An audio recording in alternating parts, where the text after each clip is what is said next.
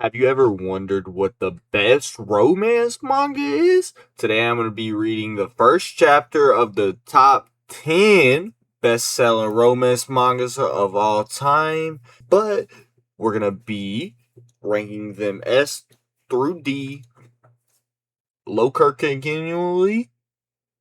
I've already read some of these, but we're still going to reread them and compare them. So then, first on the list, supposedly the best selling one from my research, Kaguya-sama Love is War.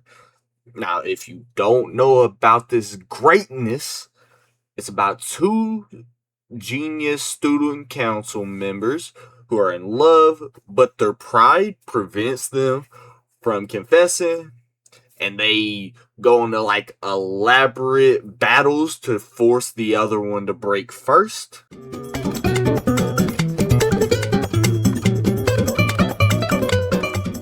Alright, just finished the first chapter of Love is War.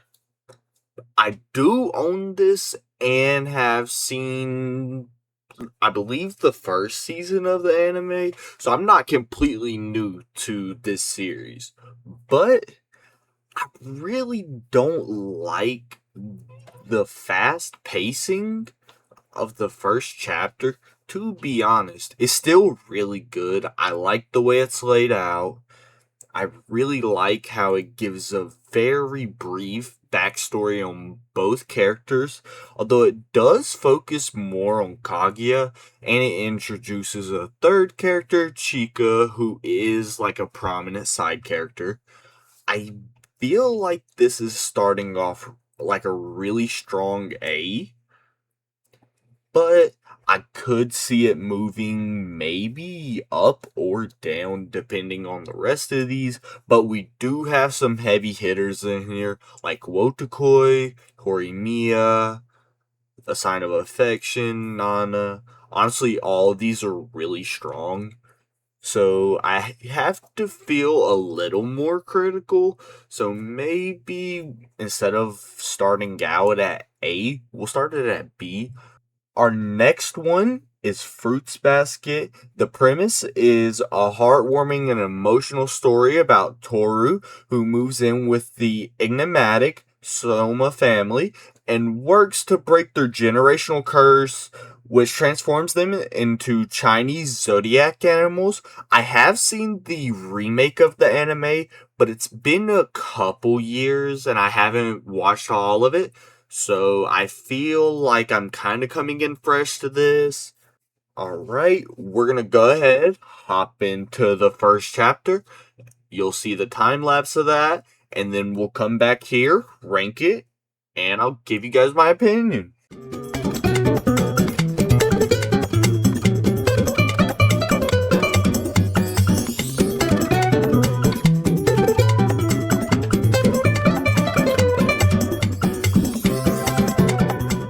Alright, we just finished the first chapter of Fruits Basket, which is about 50 pages, which is a little bit longer compared to like Love is War and most manga, which fall in that like 20 to 30 page range.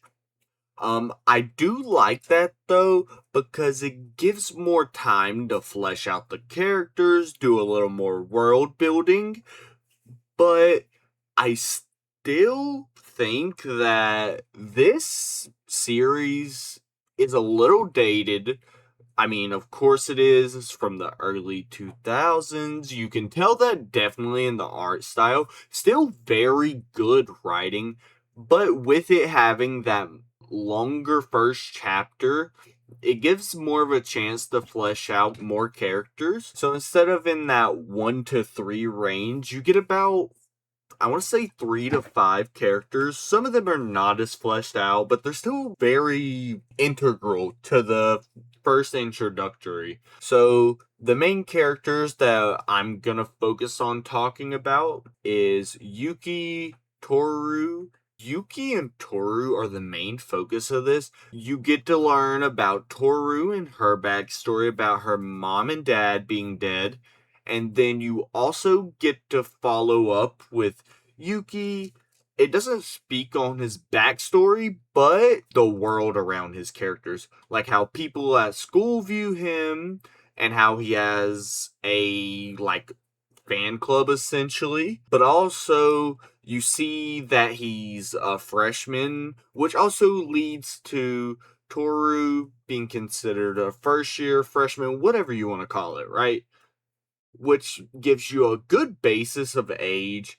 And then at the end of the chapter, Q comes through and it starts to speak a little bit on, and then being the zodiac animals, he calls Yuki a rat, and essentially that's kinda how the chapter goes. I do think, just due to the dated art style, I kinda want to give it a C.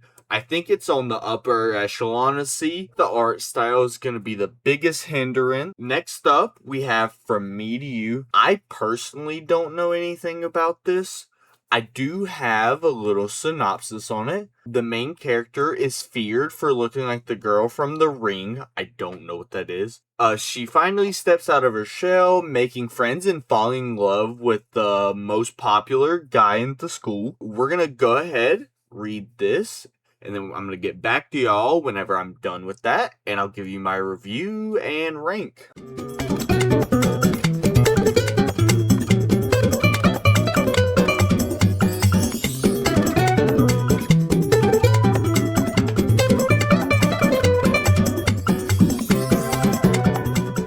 Alright, I just finished From Me to You, the first chapter.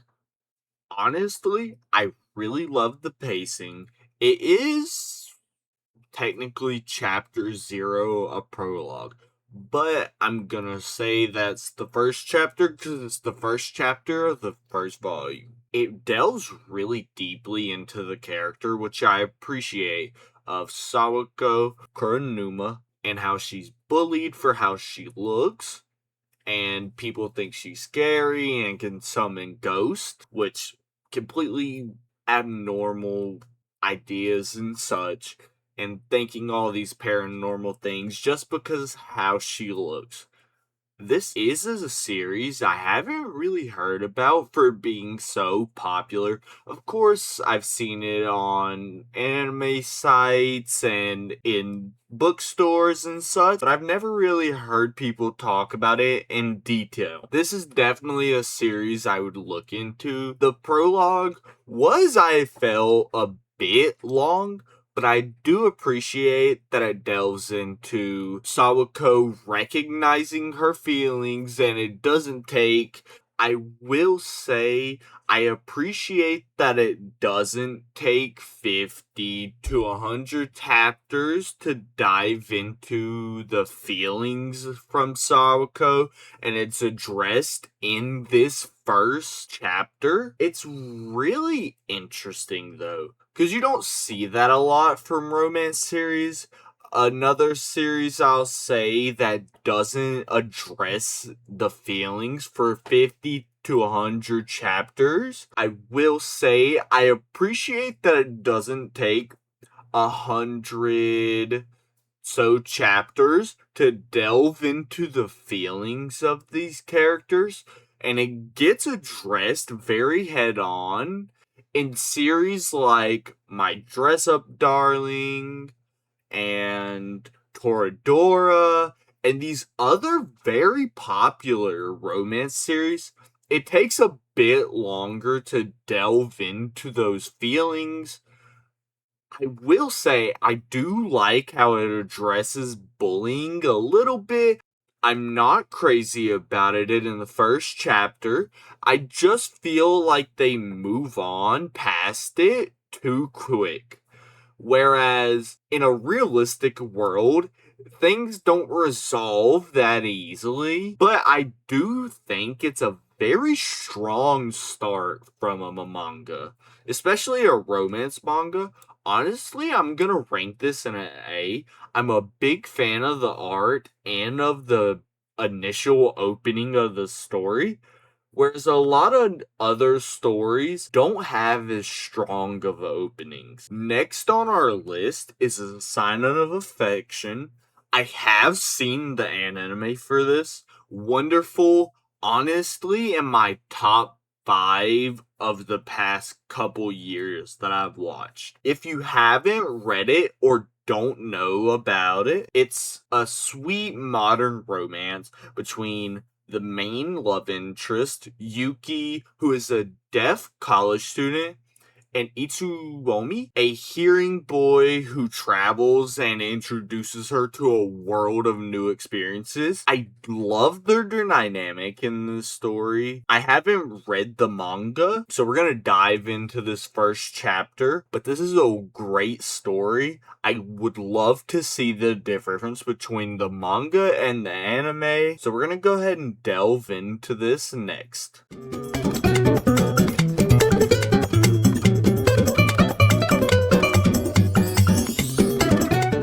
Alright, just finished the first chapter of A Sign of Affection. I'm really fond of how they address the sign language in the manga. I do think low continually, the phone pressing me. But as I was saying, I do really like how they address it. I do think it could use a little bit more explanation behind some of the signs. You started to see that a little later in the chapter, so I'm almost wondering if they did that out of a representation almost of like how it's a struggle for people who are hard of hearing and deaf to communicate with a world of hearing. I really do appreciate that though, to a degree, and I also really like in this how with some of the other ones, they address the feelings right away. I feel like this is a strong B tier. I'm gonna throw it in the bottom of A and B. 6, 7, 6, 7, B. We'll throw it in B tier because I feel like it's in the upper echelon of B. If the rest of these aren't hitting as well, I might move it up to the bottom of A, But next, we're going to go ahead and move on to Horimiya, my goat, my glorious goat, my Shayla. If you don't know about Horimiya, I'm about to put you on game. The premise is a popular girl, Hori, and the quiet loner, Miyamura, accidentally discover each other's off-school personalities, forming an immediate and genuine connection. Their after-school personalities, loner, still outside of school, but less in the depressive way and more in the comfortable in oneself. And her outside of school persona is more motherly to her little brother because her mother and father are not around very often. But we're going to go ahead and get into this. I'll come back with y'all right after we get through this.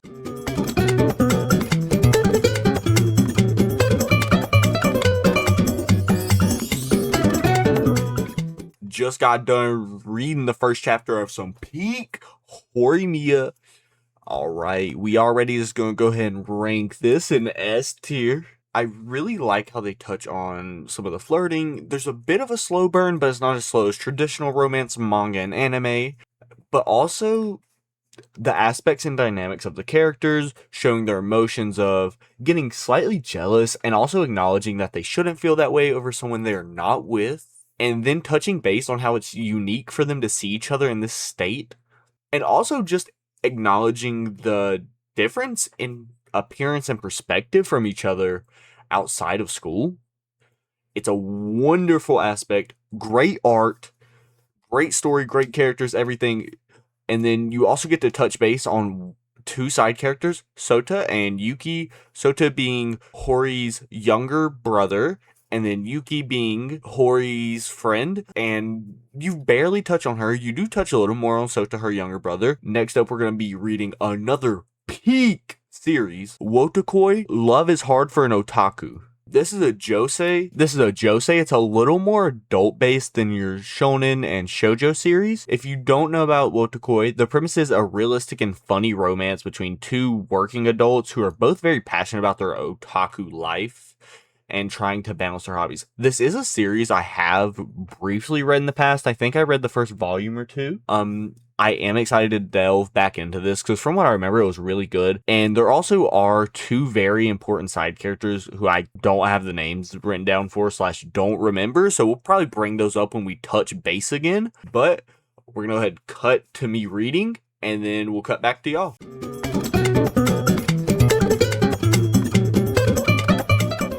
Alright, just finished reading the first chapter of Wotakoi. It was quite short compared to the rest of these that I've read so far. I do like how it comes through with a pre-established friendship. You don't really get much of the side characters, you just get a very brief introductory moment. It seems very well written and thought out and pacing. I don't have much to add to it. I would honestly give it a solid B tier. I think right below Love is War. But that's really all I have to say for that. It's just very solid all around. Alright, next we're on to The Fragrant Flower Blooms with Dignity. It is a shonen, and if you don't know about it, the premise is a wholesome series about Rentaro, a tough guy who's misunderstood, Karuruko, a bubbly girl from a rival high school, focusing on friendship and blossoming love. Alright, let's go ahead and get into this chapter. I'm going to come back after I'm done reading it, and we'll rank it.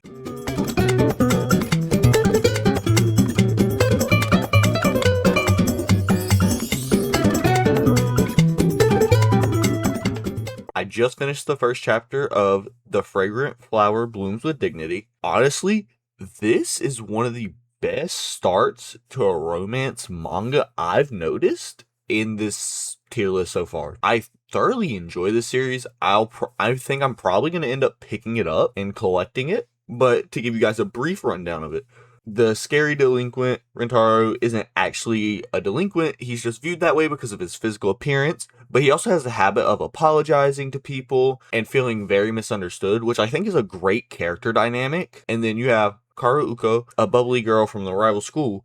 At the start, we don't know that she is from the rival school until the end of the first chapter. He thinks that she is younger than him, which creates a very interesting dynamic whenever they first interact, because he thinks he scares her off because of his appearance, but then she comes back and apologizes about that and explains that he didn't scare her off, and he finds out that she doesn't think he's scary and other things of that nature, which really bring a great dynamic to this, which I will say feels a bit cliche, but I really appreciate how they handle it in this story.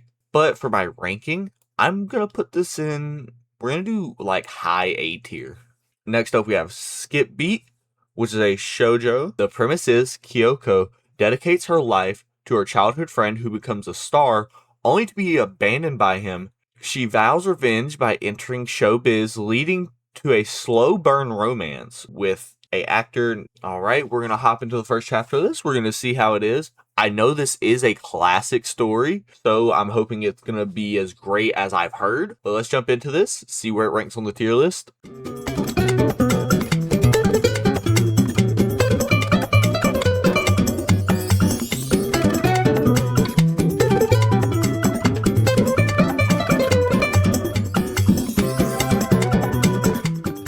Alright, I just finished reading Skip Beat.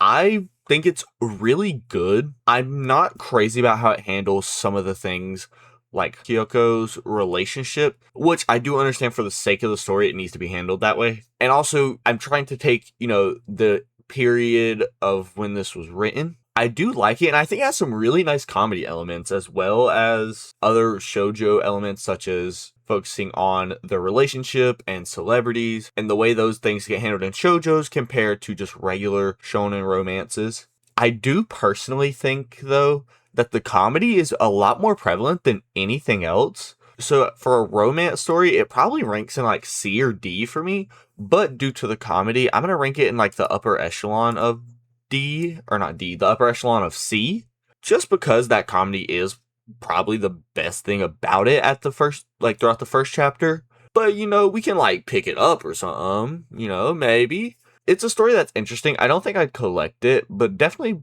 reading it online wouldn't be something I'd be thoroughly against, because the art style's also got that early 2000s charm to it as well. But next, we're going to be reading Sweat and Soap. It's a seinen. It's about an office romance between Asako, who is shy about her excessive sweating, and Kotaro, a fragrance developer who adores her natural scent. Not gonna lie, this sounds a little freaked out. I have heard a little bit about this. I haven't read it or seen anything about it though, so we'll see. I've heard some good things about it. It seems a little freaked out to me, but who knows? It might be some peak. But we're gonna go ahead and get into this first chapter. I'm gonna come back, let y'all know how it was, and then we'll rank it on the tier list, and then after that we'll have 2 series left. Wait, no. Oh goodness, oh great mother of pearl!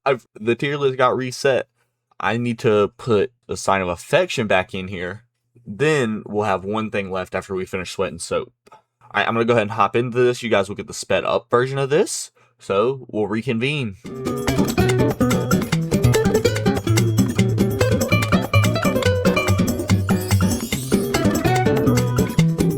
Alright, we're back from reading that. Yeah, so that is definitely some smutty anime. That's okay, you know, got that goontastic behavior. I will not be confirming if I will be reading this or not, you know. I do think the scent thing is a little weird. We're gonna ignore where I ranked that, right? I do think like the smelling thing gets a little weird at times, but you know, I think it's pretty good. So, you know, we're going to give that a solid B tier. I do kind of like the way the characters are handled. I like the self-consciousness she has about, like, smelling bad, which I think there are a lot of people who deal with similar things with that self-consciousness of smelling bad. So I think this is a really interesting story for people who deal with that perspective of life. It is a bit of some gooner stuff in the, you know, volume. I'll probably have to blur that out in the reading segment, but you know, it's okay. I don't think it's awful. I would probably read some more just to see how I feel about it before like collecting it or anything else, but it's definitely one of those stories I'd look more into. So next we're going to be on to Nana, which I have heard is peak. I have not read. It's a josei. It's a intense story about two young women with the same name moving to Tokyo, navigating fame, heartbreak, and complex relationships. I have heard this is great. This is actually a story I've been looking to collect. It's just really hard to find all the volumes in person at local stores to me. But we're going to go ahead and read this, come back. It's going to be my last ranking. We might adjust the list a little bit, but after that, you know, we'll be done.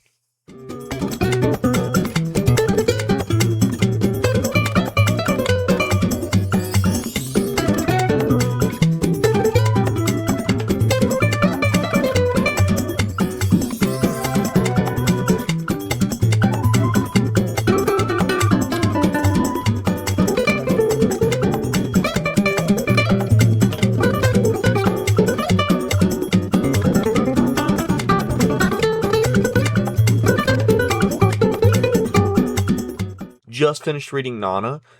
The chapter setup is a little different. It only covers per character, at least for the first volume. So I only read the first chapter covering the first Nana, Komatsu. So I really enjoy the way the story addresses love and how it is to be young and trying to figure your life out. I also really enjoy how it takes into effect with young relationships, hookups, cheating, and all these other things, and how they affect each individual person. Mainly how they affect the one on the receiving end of these things. Someone who's in a relationship with a cheating man, who's trying to find love, who's trying to figure out their life. I'm not the craziest on the art style, but once again, for the time, it is pretty good. I would probably rank this in like an A tier. So this is the tier list currently. I think I'm probably gonna move some things around. I feel like honestly, I really like C tier. I really like how it's set up. I like everything in there. I think I might drop Love is War to the bottom of B tier because I just really think these stories topple over it. Honestly, I'd put A Sign of Affection over Sweat and Soap. I really like Nana in A tier. I would honestly move it from the bottom of A tier to in between The Fragrant Flower Blooms with Dignity and From Me to You. Of course, My Glorious King Horimiya is gonna stay in first place because that's peak. Yeah, I think this is probably gonna be my final list of it, or my final setup of the list. I will say, out of all the series, I'd probably continue with collecting or reading would be Horimiya. Of course, I already own the first 6 volumes of that.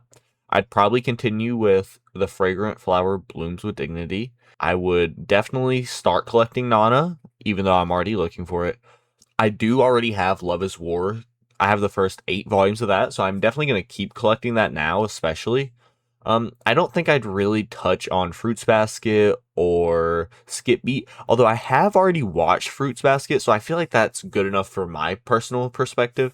I already have all of Wotakoi, and I do plan on reading that all the way through sometime. I probably will start collecting Sweat and Soap. I know that's that Gooner stuff, man, but it's really good. I'm quite a fan of the story. I've already watched The Sign of Affection, and I really like the way the anime addresses things compared to the manga. If I was ranking the anime would probably fall in like an A tier. I'll definitely be collecting probably everything from A through S. This just all these stories really hit a certain place with me, either hit home or I just really liked something about them. But that's it. That's it for me. We'll see you guys in the next one. I don't know, like, subscribe, do that thing that YouTubers ask you guys to do. I don't know. I'm just here for a fun time, not a long time.